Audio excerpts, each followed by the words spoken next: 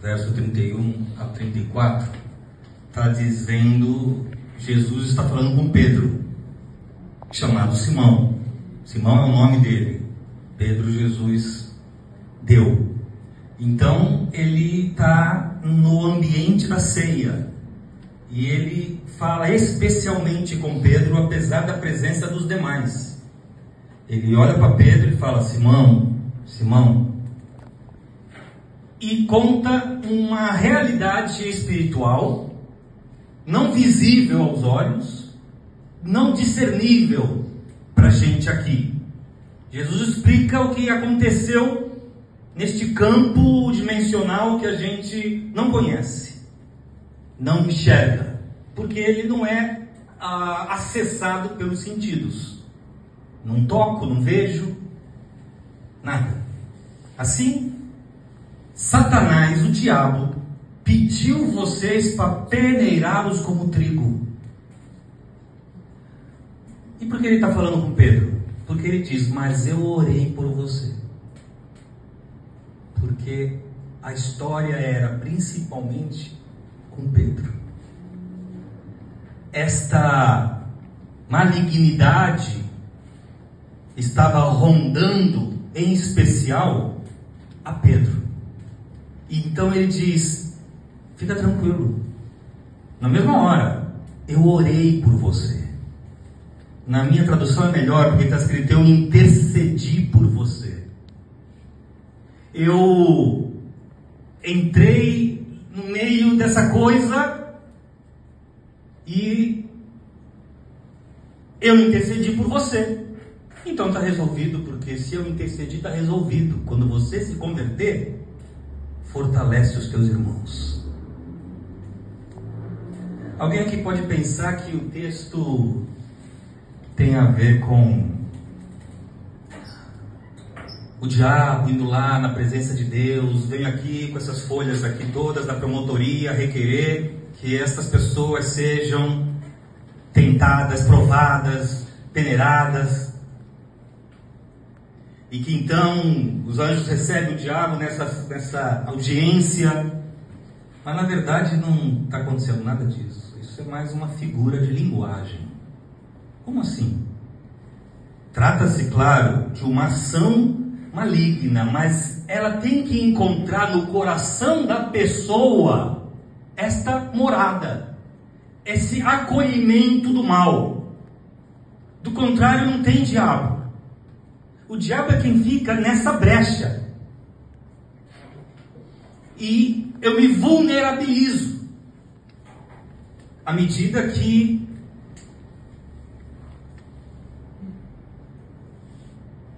eu permito diabolices na minha vida, feitas por mim mesmo. Então não se trata do Satanás vem do nada sobre a minha cabeça, fala: eu quero que ele seja aprovado. É Deus. Ah, sim, claro. Não se trata disso. Não é assim. O que é que Pedro já estava com uns surtos de muita soberania. Do meu lado, tu não vais morrer. Se eu estiver junto, nada vai acontecer contigo. Olha ele decidindo as coisas de Deus. Se eu estiver aí, vai estar tudo certo. Então, um excesso de autoconfiança naquilo para o que ele não tem nenhuma capacidade e domínio de exercer algum controle. Mas junto com certa ingenuidade em pensar que pode, existe também uma malignidade de achar que consegue. Pedro já estava separando as espadas, já estava com um surto de violência, ele já estava respirando assim, naquela véspera, ele já estava assim, tanto que assim que Jesus é preso, ele corta a orelha do guarda, do guarda do templo, porque aquilo já estava nele, você entendeu? O diabo não entrou em Pedro, porque o diabo sou eu. Você está entendendo? Porque eu não vou terceirizar minhas fraquezas. O diabo não é responsável por minhas fraquezas.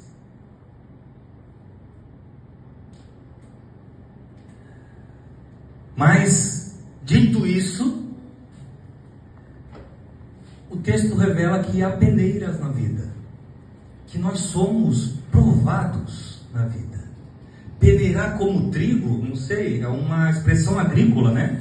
A gente conhece aquela assim, ó, chacoalha, peneira, só, e vai separando o trigo da palha, porque o trigo, ele está escondidinho ali no meio de um monte de palha, então precisa dar um jeito de separar, e aí vai, e sacode a vida.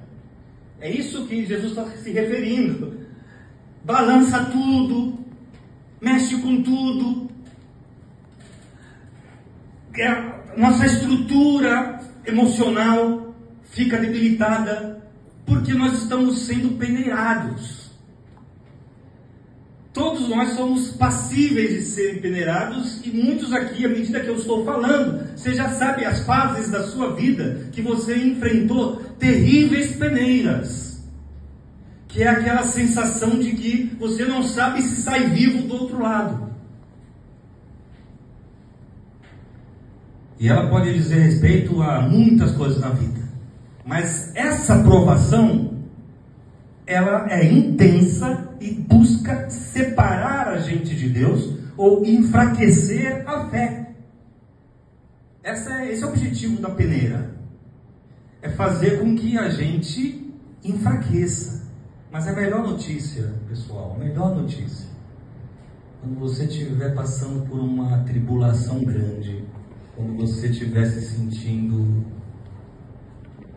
espremido por todos os lados, quando a sensação de fracasso começa a tomar conta de você, quando você passa a partir daí a duvidar do amor, da bondade, da misericórdia de Deus sobre sua vida, porque não é possível que haja amor, misericórdia e bondade de Deus na minha vida, se na minha vida está acontecendo isso aqui. Então eu começo a questionar, pensar, enfraquecer, duvidar. Mais um pouco eu já não estou orando mais. Eu estou resolvendo tudo na força do braço. Seja lá o que for.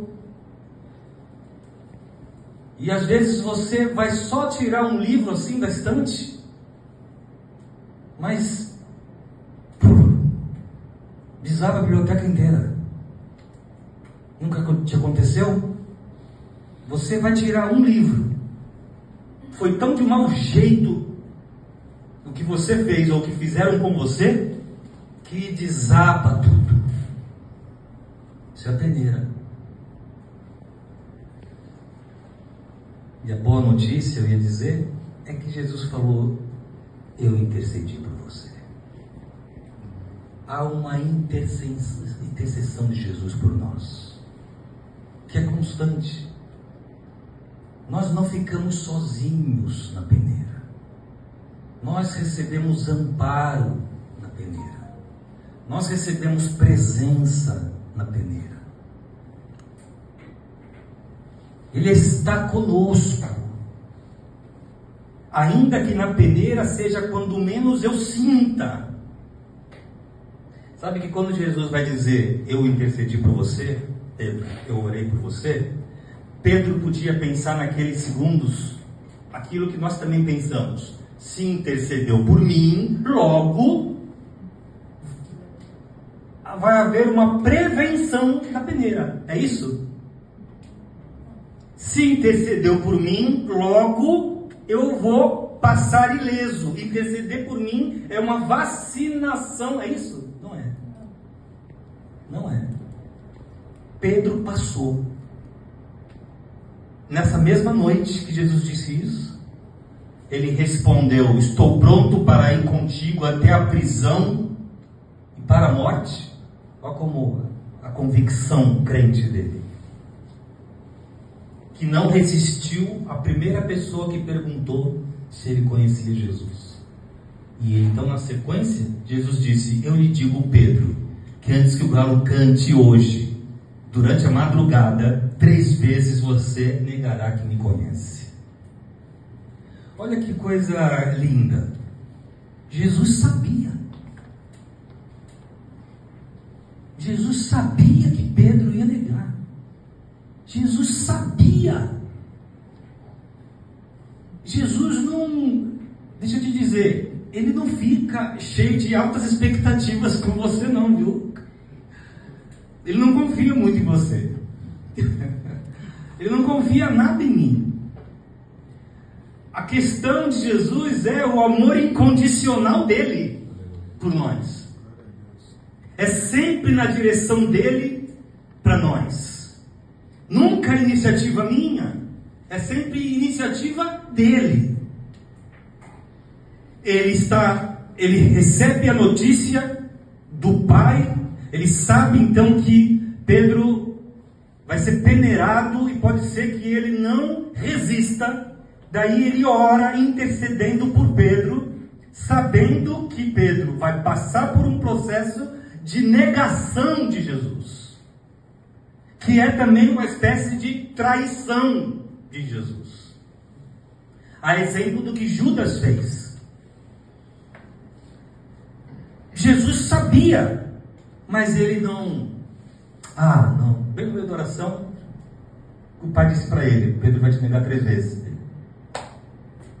Também não oro mais. Agora não vou interceder. Deixa passar pelo que tiver que passar, pai.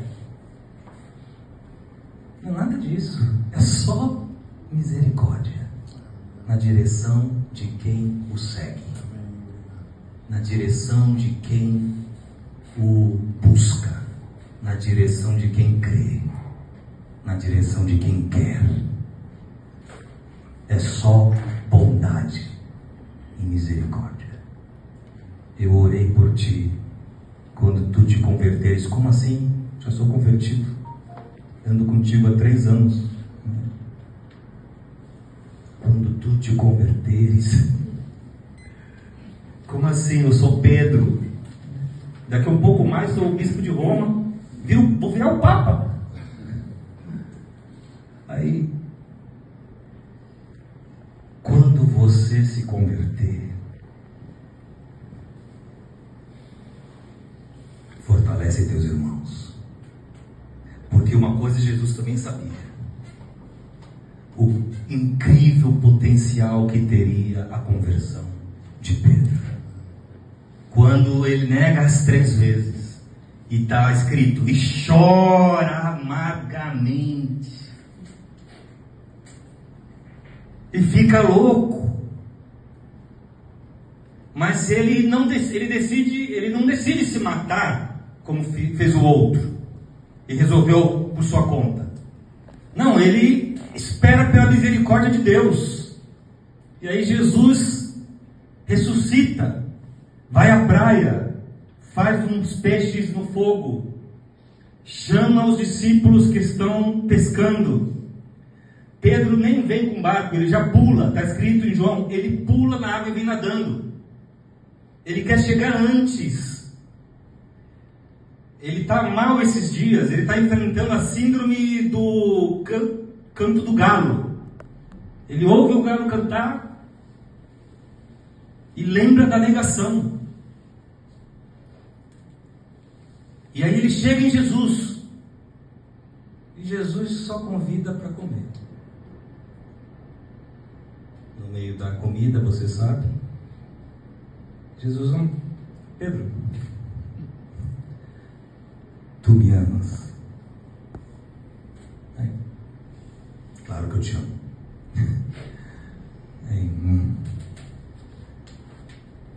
Dá uns 5 minutos, Pedro, tu me amas? Senhor, tu sabes. Já está um pouquinho mais humilde. Na terceira diz que Pedro se entristeceu por Jesus perguntar 3 vezes, mas Jesus deu para ele a chance das 3 afirmações. Você entendeu? Então tudo que tem de ruim Jesus foi lá e estabeleceu uma nova memória na vida de Pedro. Ele disse sim 3 vezes. E não disse o sim orgulhoso e soberano de antes, porque no texto grego, o amas que Jesus perguntou é se tu me ágape. Ágape é a expressão de amor incondicional. E Pedro respondeu, tu sabes que eu te filéu. Filéu é amor fraterno. Então, não temos no português porque tudo é amor. Mas em grego está escrito, tu me ágape, eu te filéu. Tu me ágape, eu te filéu. Aí Jesus na terceira, tu me filéu. Aí Pedro, sim, é isso. Então já serve, apacenta minhas ovelhas, Jesus diz. Esse amorzinho aí que você tem, esse amor de irmão que você tem para comigo, que não é igual ao meu amor ágape para contigo, mas esse aí, nós vamos mudar o mundo, Pedro. Nós vamos mudar o mundo com esse teu amorzinho e com eu estabelecido aí no meio de vocês. Sabe, meus irmãos, o que não pode acontecer na peneira? O que aconteceu com Pedro? O medo. Medo. Quando a gente está na tribulação, vem medo. A gente tem que estar firme contra o medo. Temos que treinar parar de temer. Nós tememos muito, além da conta. Quanto mais conforto, mais temor. É um medo de perder, é um medo de deixar de ter, é um medo de não sei o que amanhã.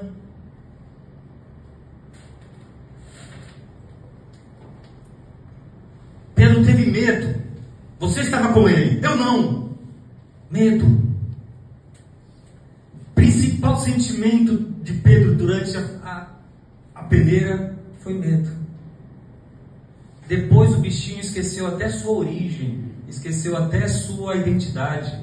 Você é galileu e você estava com o Nazareno. Não sou, não estava. Ele esqueceu quem ele era em Cristo. Ele esqueceu de onde ele veio. Ele esqueceu que ele é um dos caras da fé. E virou um cara do medo. Então por que eu estou expressando isso? Porque é isso que costuma acontecer quando a gente está sendo sacudido. Então por que eu estou expressando isso? Porque é isso que costuma acontecer quando a gente está sendo sacudido. Eu já passei muitas peneiras na vida. Tem gente que nem sabe como é viver sem estar sendo peneirado. Mas Jesus intercede por nós. E eu acho que qual é a nossa função ao sair da tribulação? Fortalecer nossos irmãos. Claro, porque agora eu estou sensível, então fico sensível à sua causa também. Agora eu sei estar enfermo, então fico sensível à sua enfermidade. Eu sei o que me aconteceu e agora percebo isso acontecendo em você, então eu vou lá e digo: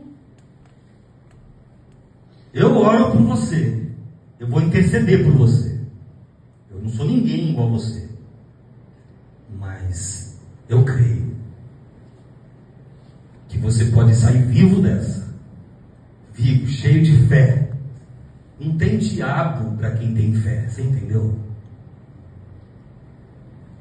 Não tem diabo vai fazer não sei o que. Eu lá sei o que o diabo faz na minha vida, eu não tenho nada a ver com ele. Na minha vida só acontece aquilo que o meu Pai permite. Assuma essa fé para você. E, inclusive, arrisque a ser grato. Concluindo, grato. Sabe assim, quando a gente está ansioso, nervoso, você vai ver sua vida e está tudo bem. Você já passou por isso? Você é ansioso, perturbado, mas você vai fazer um checklist de tudo. Já aconteceu? E aí você se vê perturbado, aí o checklist, você, meu Deus do céu, eu estou na bonança da vida. E é verdade. Eu, Marcelo, eu estou na bonança da vida. Eu amo e sou amado, minha esposa. Eu tenho esses filhos lindos aí, homens adultos, já, tementes ao Senhor, saudáveis. Namoram com norinhas que eu gosto mais do que a eles. E tenho o meu presente de Deus aqui, que veio por último, meu enteadinho, Guilherme, Santista. Qualidade, ninguém é perfeito. E tenho minha profissão, e tenho capacidade e consciência de discernir as coisas, mal, bem. Está chovendo, está fazendo sol, eu sei. Vivo em prosperidade. Eu estava todo ferrado há 8 anos atrás. Bem ferrado. Eu cheguei no Brasil, eu não tinha nada.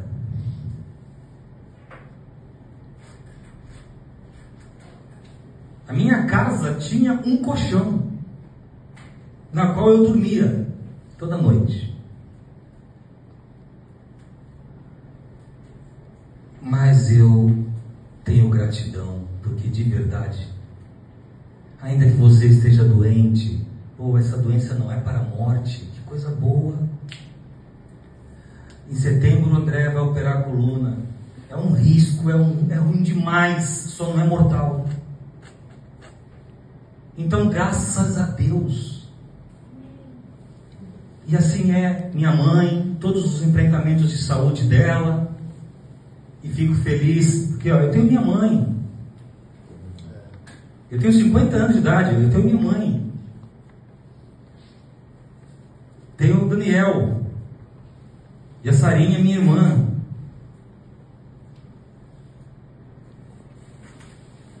E eu não tenho meu pai. Então, mas não tenho meu pai. Você entendeu? Entendeu que minha esposa me ama, meus filhos me querem, eu tenho uma mãe, mas eu não tenho meu pai, porque meu pai foi tirado de mim numa situação. Não sei como Deus permite uma coisa dessa. E é um mimo assim que... Tem gente que não termina o luto nunca, mas só para continuar sofrendo, para se manter nesse estado, para justificar a alma estar toda perturbada.